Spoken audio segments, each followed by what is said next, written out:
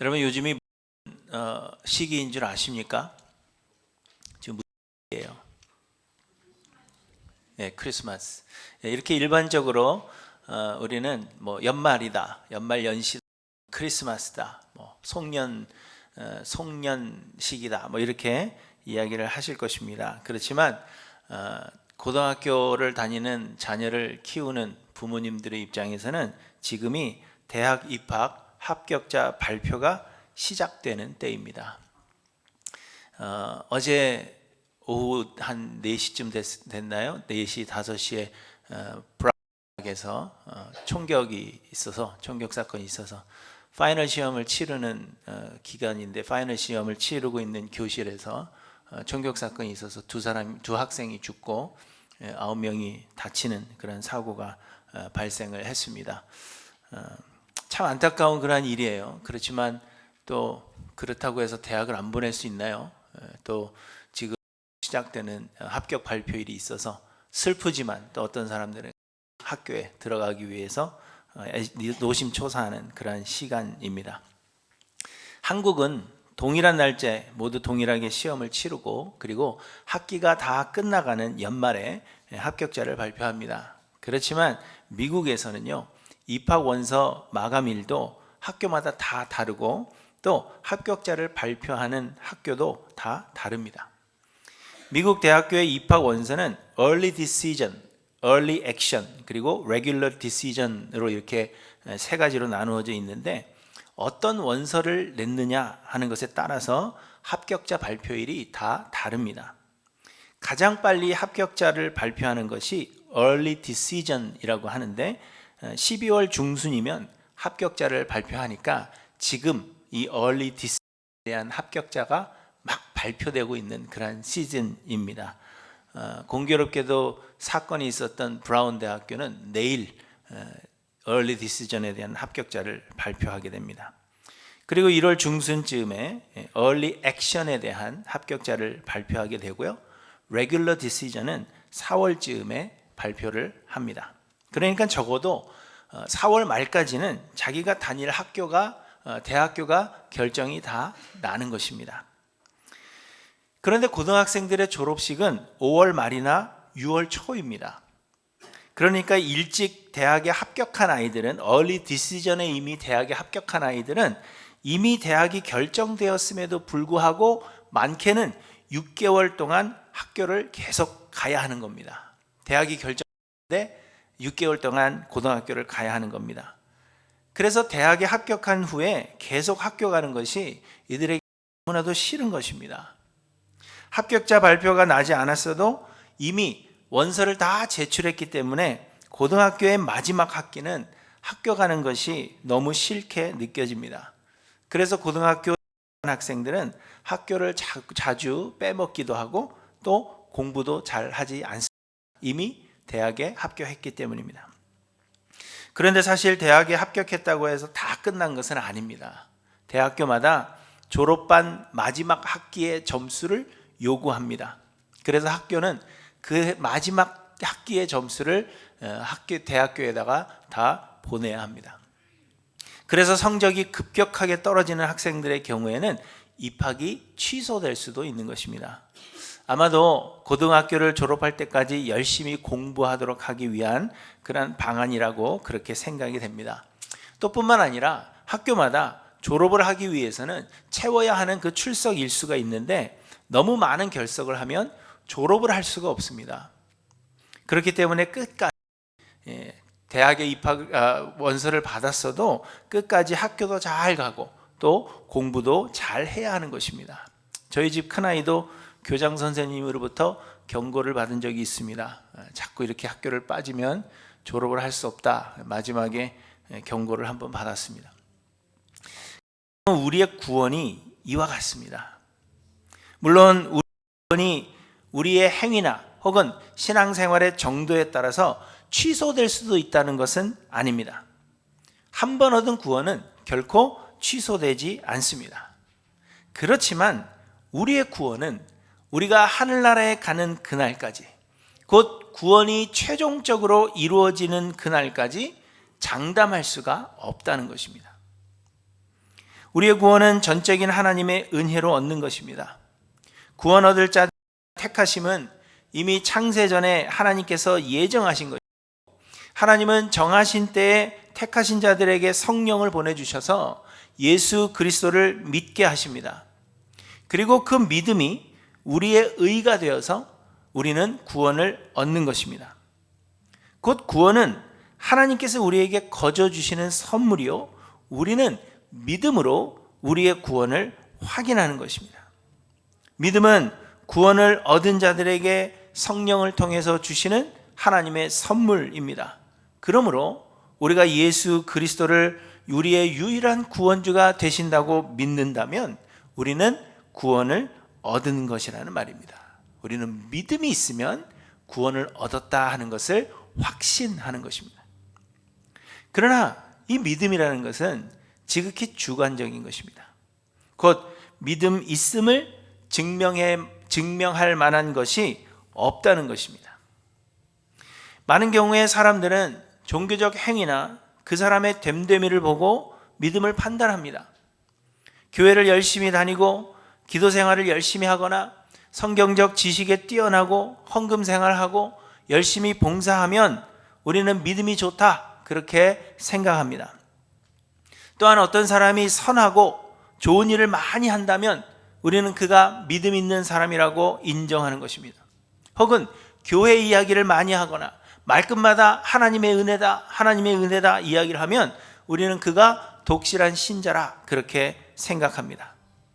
그러나 여러분, 우리의 행위는 믿음의 행위일 수도 있으나 자기 의를 드러내기 위한 노력일 수도 있는 것입니다. 또 사람이 선을 행하고 좋은 일들을 많이 하는데 그것을 드러내어서 행할 수는 있지만 그러나 그것이 위선일 수도 있다는 것입니다. 믿음은 눈으로 확인이 불가능한 것입니다. 내가 믿는다라고 고백했어도 그 믿음이 참인지 아닌지는 우리가 눈으로 확인할 수가 없다는 것입니다. 그래서 예수님은 많은 사람들이 자신의 구원을 확신하지만 마지막 날에 구원을 이루지 못하고 쫓겨나 슬피 울 사람들이 있다 하는 사실을 말씀하십니다.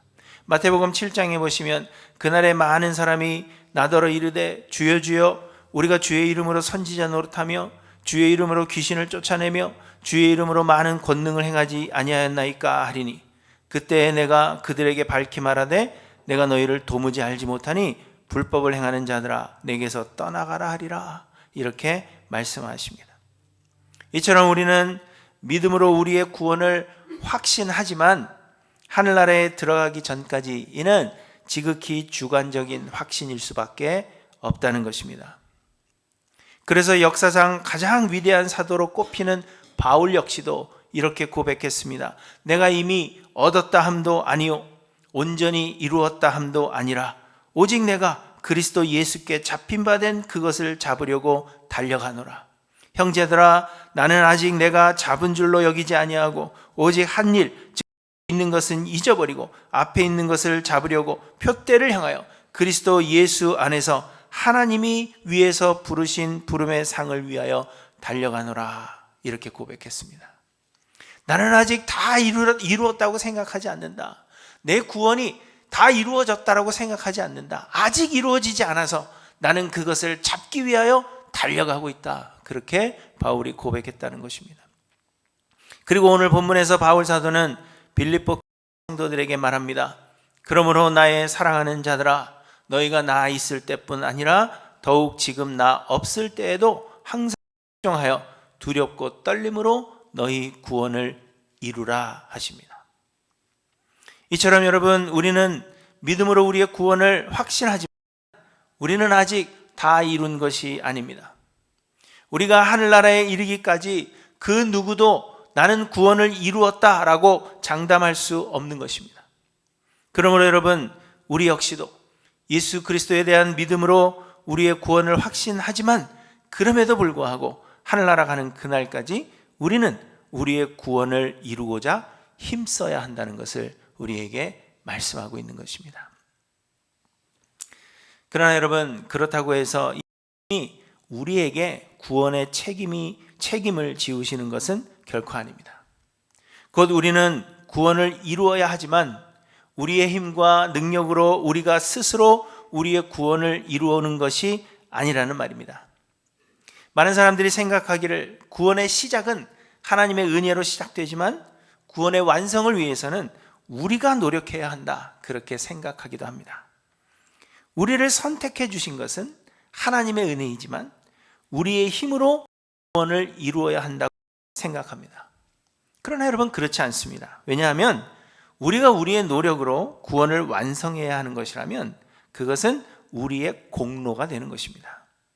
그러면 구원은 전적인 하나님의 은혜라고 말할 수가 없는 것이고 우리는 우리의 공로를 자랑하여서 그리스도의 영광을 빼앗는 결과를 낳게 됩니다. 그래서 우리의 구원은 처음부터 끝까지 모든 것을 하나님이 하시는 것입니다. 구원의 시작도 하나님의 은혜이고 구원을 이루시는 것도 하나님의 은혜입니다. 그래서 바울은 빌립보 교회에 편지하면서 이렇게 말했습니다. 너희 안에 착한 일을 시작하시니가 그리스도 예수의 날까지 이루실 줄을 우리는 확신하노라, 이렇게 말씀하신 것입니다.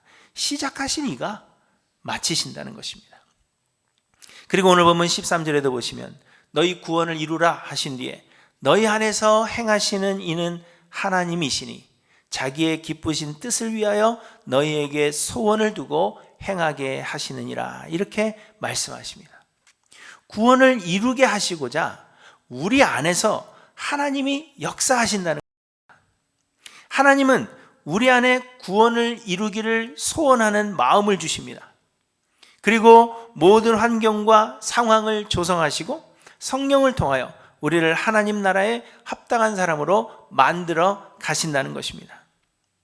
그러므로 여러분, 염려하실 필요는 없습니다. 우리가 우리의 힘으로 우리의 구원을 스스로 이루어야 한다면 이는 절망일 수밖에 없습니다. 하나님의 기준은 너무도 높아서 죄인인 우리들이 그 기준에 스스로 도달할 수가 없고 또한 우리는 어떻게 우리의 구원을 이루는 것인지도 알지 못하기 때문입니다. 여러분, 성경이 우리에게 구원을 이루라, 여러분 어떻게 구원을 이루실 겁니까? 그 방법을 아십니까? 모릅니다, 우리는. 그러나 하나님께서 우리 안에서 역사하사 우리로 구원을 이루어 가도록 만드시는 것이기 때문에 염려할 필요는 없다는 것을 말씀하시는 것입니다. 그럼 어떻게 해야 합니까? 다만 우리는 하나님께 복종해야 한다는 것을 말씀하시는 것입니다.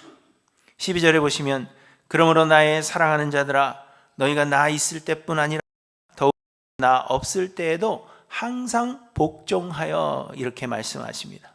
이 12절 말씀의 핵심 동사는 복종입니다. 우리는 구원을 이루는 것이 핵심이라고 생각하지만 사실 이 12절 말씀의 핵심 동사는 복종입니다. 복종하라 하는 것이 핵심입니다. 빌립보 교회 교인들이 바울이 그들과 함께 있을 때에는 훌륭한 지도자가 그들에게 있기 때문에 바울의 말에 복종할 수 있었습니다. 그러면 그것이 곧 하나님께 복종하는 것이 되었다는 것입니다. 그러나 이제는 바울이 그들과 함께 있지 못합니다. 그럼에도 불구하고 바울이 있을 때 하나님께 복종했던 것처럼 바울이 없으니까 더 열심히 복종하도록 하라, 그것을 말씀하고 있는 것입니다. 우리는 이렇게 하나님께 복종함으로 우리의 구원을 이룬다는 것입니다. 다시 정리하면 우리의 구원을 시작하신 분이 하나님이십니다. 그리고 우리의 구원을 시작하신 하나님께서 은혜로 우리의 구원을 이루어 가실 것입니다. 우리 안에 구원을 이루는 소원을 주시고 성령의 역사로 말미암아 그 구원을 이루어 가도록 인도하신다는 것입니다. 그러므로 우리는 구원을 이루시는 하나님께 복종해야 한다는 것입니다. 무슨 얘기인지 아시겠죠? 아이들을 손잡고 어디를 갈 때 아이들이 안 가 그러면 얼마나 속이 터집니까? 그러나 아이들이 손 붙잡은 대로 잘 따라오면 까지 안전하게 가는 겁니다. 그것과 마찬가지로 하나님께서 모든 것을 조성하시고 성령을 통하여 우리를 인도하여 가시는데 우리가 복종하면 하나님의 뜻을 이루고 구원을 이룬다는 것입니다. 그러나 우리가 복종하지 않으면 내 원대로 내 마음대로 하려고 한다면 구원을 이룰 수 없다는 것을 이야기해 주고 있는 것입니다. 그래서 복종하라 그렇게 말씀하십니다. 우리의 힘과 우리의 능력으로 노력으로 우리가 스스로 구원을 이루라 그것이 아니라 하나님께서 다 이루시는데 우리는 복종해야 한다는 것입니다. 그럼 간단하지 않습니까? 이처럼 간단한 것이 어디 있습니까? 하나님 하시는데 복종하면 되는 것입니다. 그렇지만 문제는 우리가 어떻게 하나님께 복종하느냐 하는 것입니다. 우리는 모두 하나님께 복종한다고 생각하죠. 그렇지만 사실 우리는 하나님께 복종하고 있는 것인지 내 마음대로 행하는 것인지 알 수가 없습니다. 우리는 모두 다 하나님께 복종하면서 살아가고 있다고 생각하고 내가 행하는 모든 것이 하나님의 뜻이라고 믿고 행하고 있지만 그것이 정말 하나님의 뜻인지 아닌지는 우리가 모른다는 것입니다. 빌립보 교회의 문제도 그것이었습니다. 말씀드린 대로 바울이 있을 때는요, 바울의 말에 복종하는 것이 곧 하나님께 복종하는 것이라고 여기면 되었습니다. 그래서 바울이 말하는 대로 순종하면 되었습니다. 그러면 하나님께 복종하는 것이 되었습니다. 그런데 이제는 바울이 없으니 어떻게 하는 것이 하나님께 복종하는 것인지 몰랐던 것입니다. 하나님이 보이지 않으시며 하나님께서 직접 말씀하시는 것이 아니기 때문입니다. 그래서 바울은 우리가 하나님께 복종하는 세 가지 방법을 오늘 본문을 통해서 우리에게 말씀하고 있는 것입니다.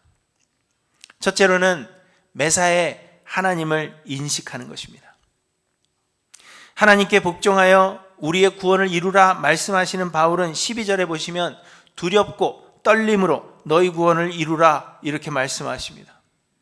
여러분, 우리가 구원을 이루는 데 있어서 우리는 무엇을 두려워하고 왜 우리는 떨어야 한다는 이야기입니까? 여러분, 그런 생각 안 해보셨어요?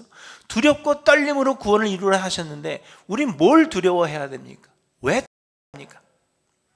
이 말씀은 하나님을 경외하고 우리가 혹 하나님의 뜻에 반하는 삶을 살아가고 있는 것은 아닌지 그것을 염려하라 그렇게 말씀하고 있는 것입니다. 요즘 아이들 보면요, 전화기 사용 문제가 심각합니다.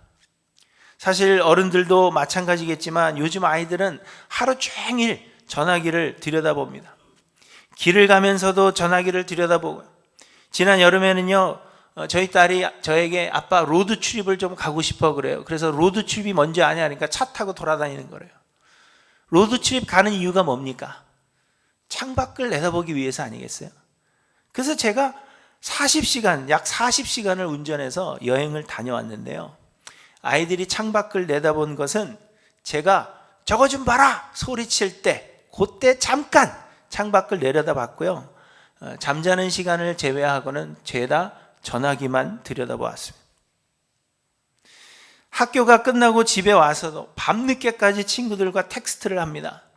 그래서 어느 정도 시간이 지나면 전화기를 못하게 하고 밤에 자는가 보다 하고 몰래 방에 가보면 이불을 뒤집어 쓰고 그 안에서 전화기를 하고 있어요.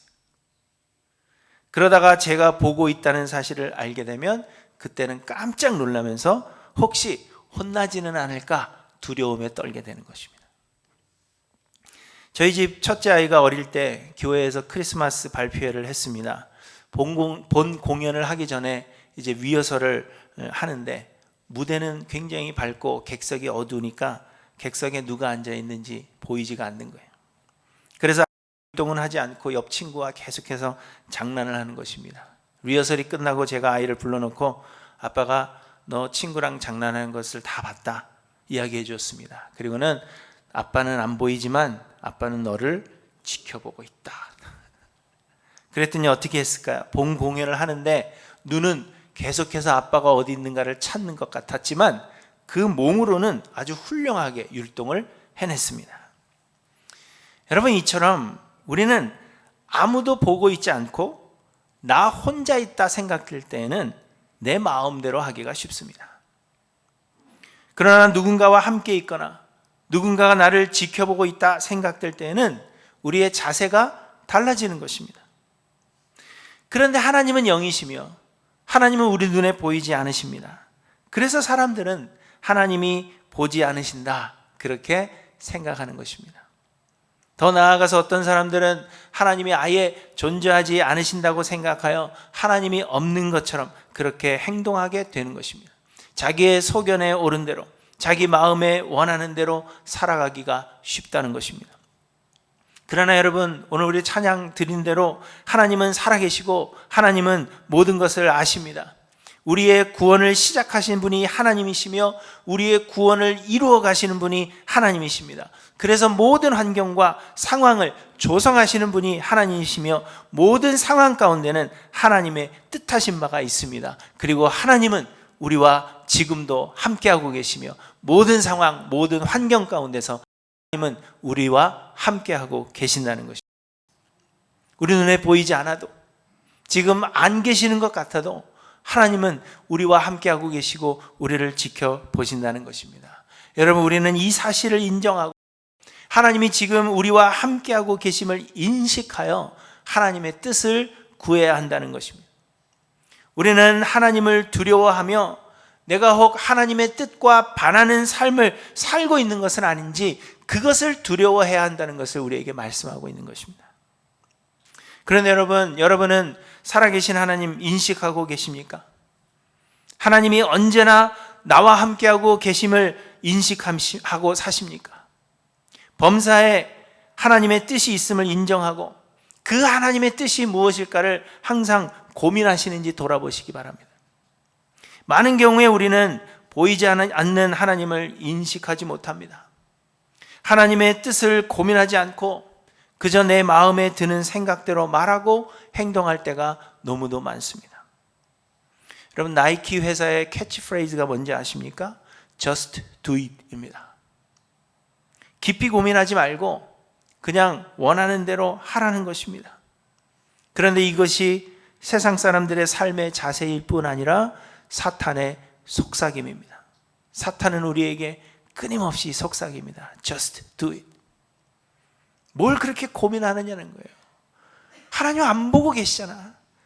하나님은 지금 너와 함께하고 계시지 않잖아. 하나님이 어떻게 알겠어? 그냥 해. 원하는 대로 해. 그것이 사탄의 속삭임입니다. 그래서 세상은 하나님을 두려워함이 없고 하나님께 복종하지도 않으며 결국 구원을 이루지 못하게 되는 것입니다. 사랑하는 성도 여러분, 우리는 살아계시는 하나님을 인식해야 합니다. 우리는 세상 만사의 주관자 되시는 하나님의 그 뜻을 고민해야 합니다. 우리가 처한 환경, 우리 상황, 이 상황에서 하나님은 지금 나와 함께하고 계시며 이 상황에서 하나님이 나에게 원하시는 뜻이 있다는 것을 고민해야 합니다. 그래서 우리는 하나님을 경외하고 떨며 하나님께 복종하기를 소원해야 한다는 것입니다. 그리하여 하나님께서 이루시는 그 구원에 이르게 된다는 것을 우리에게 말씀합니다. 사랑하는 성도 여러분, 하나님은 지금 우리와 함께하고 계십니다. 하나님은 우리의 눈에 보이지 않아도 하나님은 우리의 삶의 모든 환경, 매사에 하나님은 우리를 지켜보고 계시며 우리와 함께 하십니다. 그리고 그 상황에 하나님의 뜻이 있다는 것을 여러분 기억하셔서 하나님을 인정하고 인식하고 하나님께 순종함으로 구원을 이루시는 저와 여러분들 되시기를 간절히 소망합니다. 둘째로 하나님께 복종하는 길은 그리스도를 닮는 것입니다. 본문 14절에 보시면 모든 일을 원망과 시비가 없이 하라 하시면서 이는 너희가 흠이 없고 순전하여 어그러지고 거스르는 세대 가운데서 하나님의 흠없는 자녀로 세상에서 그들 가운데 빛들로 나타나며 이렇게 말씀하십니다. 모든 일을 원망과 시비가 없이 하라 하는 것은 하나님께 복종하라 라는 말의 또 다른 표현입니다. 원망은 투덜대고 불평을 늘어놓는 것을 말하고 시비는 악의 논쟁이라고 합니다. 곧 하나님의 인도하심에 불평하지 말고 자기의 유익만을 구하는 나쁜 의도를 품지 말고 그저 하나님의 인도하심에 복종하라, 그렇게 말씀하시는 것입니다. 그런데 여러분, 그렇게 해야 하는 이유는 모든 일을 원망과 시비가 없이 함으로 인하여서 흠이 없고 순전하여 어그러지고 거스르는 세대 가운데서 하나님의 흠없는 자녀로 세상에서 그들 가운데 빛들로 나타나기 때문이라, 그렇게 말씀하고 있는 것입니다. 우리가 하나님의 뜻에 인도하심에 원망과 시비가 없이 순종하고 복종하면 우리가 이 어두운 시대에 빛이 된다, 그렇게 말씀하시는 것입니다. 곧 하나님께서 우리에게 원하시는 것은 어두운 세상을 밝히는 빛으로 살아가는 것이라는 말씀입니다. 그래서 예수님도 너희는 세상의 빛이라 그렇게 말씀하십니다. 우리가 하나님의 뜻을 구체적으로 온전히 알기란 쉽지 않습니다. 하나님은 크시며 하나님의 지혜는 풍성하고 하나님의 판단은 우리가 헤아리지 못할 것이며 그의 길은 찾지 못할 것입니다. 하나님의 생각은 우리의 생각과 다르며 하나님의 길은 우리의 길과 달라서 하늘이 땅보다 높음 같이 하나님의 길은 우리의 길보다 높으며 하나님의 생각은 우리의 생각보다 높다, 그렇게 말씀하십니다. 그래서 우리는 무엇이 하나님의 뜻이며 하나님이 원하시고 기뻐하시는 일이 무엇인지 매 순간 그것을 구체적으로 온전히 알기가 어렵다는 것입니다. 그렇기에 하나님의 뜻에 복종한다는 것이 과연 어떤 것인지 우리는 구체적으로 알 수가 없는 것입니다. 그런데 그래도 하나님의 뜻에 우리가 복종하게 되는 길은 어두운 세상을 밝히는 빛이 되기를 힘쓰라는 것입니다. 왜요? 그것이 하나님의 궁극적인 뜻이기 때문입니다. 그리고 세상에 빛이 되려면 우리는 그리스도를 닮아가도록 힘써야 한다는 것입니다. 우리는 사실 빛이 아니라 어두움입니다. 그러나 빛이신 예수 그리스도가 우리 가운데 임하심으로 인하여 우리는 그리스도의 그 빛을 우리가 발하게 되는 것입니다. 그러므로 우리가 그리스도를 닮기를 원하고 그리스도를 닮고자 항상 힘쓴다면 우리는 어그러지고 거스르는 세대 가운데서 빛의 역할을 감당하여서 하나님께 복종하게 되고 우리의 구원을 이루게 된다는 것을 우리에게 말씀하고 있는 것입니다. 우리는 구원을 얻었지만 우리의 의로움으로 말미암은 것이 아닌 하나님의 은혜입니다. 우리는 구원을 얻었어도 우리가 온전히 의로워진 것이 아니라는 것입니다. 우리는 의롭지 않아도 믿음으로 예수 그리스도의 의를 덧입고 예수 그리스도의 그 의로 말미암아 우리가 의롭다고 인정을 받은 것입니다.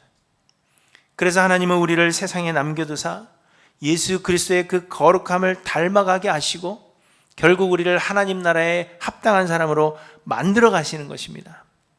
그러므로 우리는 범사에 그리스도를 닮고자 힘쓰는 것이 우리의 삶의 목표가 되어야 한다는 것입니다.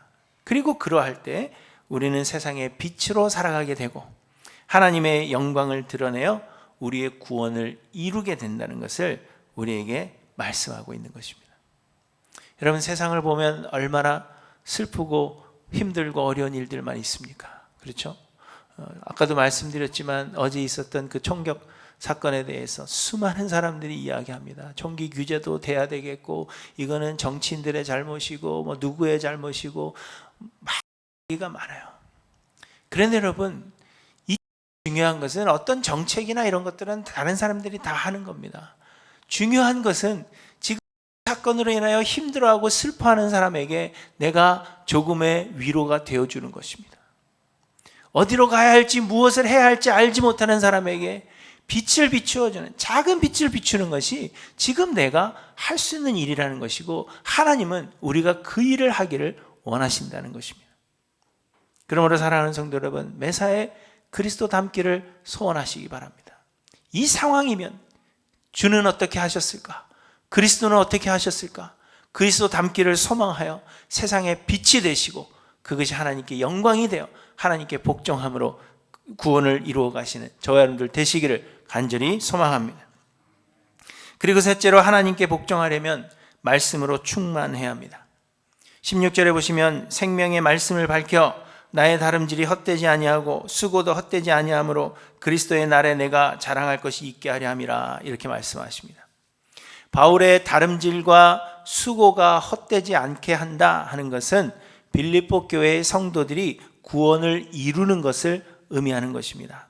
바울은 빌립보 교회의 성도들의 구원을 위해서 수고했습니다.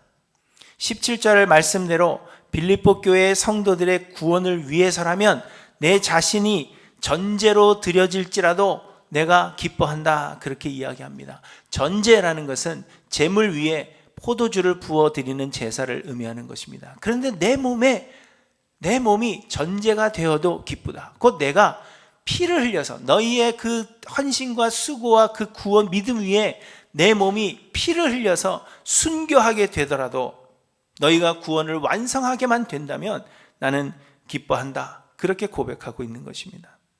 그렇게 빌립보 교회의 성도들의 구원을 위해서 바울이 수고했는데, 만약 빌립보 교회의 성도들이 구원을 이루지 못한다면 바울의 그 모든 수고가 헛된 것이 된다고 이야기해주고 있는 것입니다. 그래서 바울은 그의 수고가 헛되지 않기 위하여, 곧 빌립보 교회의 성도들이 구원을 이루기 위하여 생명의 말씀을 밝히라, 그렇게 말씀하고 있는 것입니다. 생명의 말씀을 밝힌다라는 이 말씀에, 이 밝힌다라는 원어는 두 가지 의미가 있습니다. 하나는 단단히 붙잡는다라는 것이고요, 또 다른 하나는 제시한다, 전한다라는 의미입니다. 곧 생명의 말씀을 단단히 붙들라 하는 의미로 해석될 수도 있고, 생명의 말씀을 전하라 라는 의미로 해석될 수도 있다는 것입니다. 그런데 그 의미가 무엇이냐에 제일 먼저 생명의 말씀이 성도의 마음에 풍성해야만 한다는 것입니다. 그래야만 생명의 말씀을 붙들든지 혹은 그 말씀을 전하든지 할 수가 있기 때문입니다. 이미 여러 번 강조한 대로 성령 하나님은 말씀의 영으로 하나님의 말씀 안에서 역사하신다 했습니다. 그걸 우리가 하나님의 말씀을 가까이 하고 묵상할 때 성령께서 우리에게 깨달음을 주시고 하나님의 뜻대로 역사할 소원을 우리에게 주시는 것입니다. 그러므로 우리가 하나님의 말씀, 이 성경을 가까이 하여서 그 말씀이 우리 안에 충만하게 기억될 때 우리는 성령으로 충만하게 되고 하나님의 뜻을 알게 되며 하나님의 뜻에 복종하여 우리의 구원을 이루게 된다는 것입니다.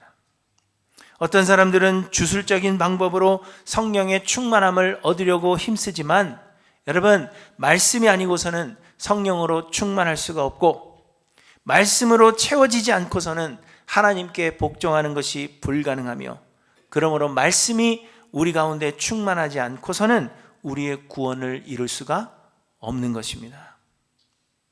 그러므로 사랑하는 성도 여러분, 여러분은 하나님의 말씀으로 충만한가 돌아보시기 바랍니다. 여러분, 이번 한 해 동안 얼마나 하나님의 말씀을 가까이 하셨습니까? 다른 것을 다 제쳐두더라도 제일 먼저 우리에게 필요한 것은 하나님의 말씀이 내 안에 충만하도록 하는 것입니다. 그래야 우리의 구원을 이룰 수 있고 하나님께 복종할 수 있는 것입니다. 이것을 제쳐두고 다른 것을 많이 하려고 하고 내가 하나님께 복종하려고 노력해도 되지 않는 것입니다. 하나님의 말씀이 내 안에 충만하여서 성령으로 충만하게 되고 그 성령이 우리를 인도하지 않으시면 우리는 구원에 이를 수 없게 되는 것입니다. 여러분, 우리는 내년에도 성경 일독을 목표로 할 것입니다. 오늘 이제 나가시면서 달력을 하나씩 다 가져가실 텐데, 이번에 달력에도 성경 읽기 표가 표시되어 있습니다. 그것대로 여러분 좀 성경을 읽으려고 노력하십시오.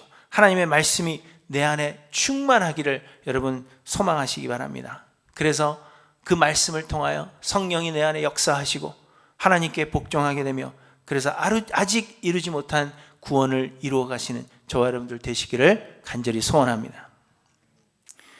우리의 구원은 예수 그리스도의 은혜로 시작되었지만 아직 온전히 이루지 못했습니다. 우리는 믿음으로 우리가 구원 얻었음을 알지만 하늘나라에 가기 전까지는 아무도 장담할 수가 없습니다. 그래서 우리는 우리의 구원을 이루기 위해 힘써야 합니다. 그런데 우리의 구원을 시작하신 분도 하나님이시지만 이루시는 분도 하나님이십니다. 그러므로 우리는 우리의 힘과 능력으로 구원을 이루는 것이 아니라 구원을 이루어 가시는 하나님께 복종함으로 우리의 구원을 이루게 되는 것입니다. 그러면 여러분, 하나님을 인식하며 두렵고 떨리는 마음을 가지십시오. 범사에 그리스도의 거룩을 담고자 노력하여 빛으로 세상을 살아가시기 바랍니다. 그리고 하나님의 말씀이 여러분 가운데 풍성하시도록 힘쓰시기를 바랍니다. 그리하여 하나님의 인도하심에 온전히 복종, 구원을 이루시는 하일랜드교회 모든 성도님들 되시기를 간절히 소망합니다. 마지막 날 예수 그리스도께서 우리에게 오셨을 때 한 사람도 그 구원을 이루지 못하는 자들이 없고 우리 모든 하일랜드교회 성도님들이 예수 그리스도 앞에서 만날 수 있게 되기를 주님의 이름으로 간절히 축원합니다.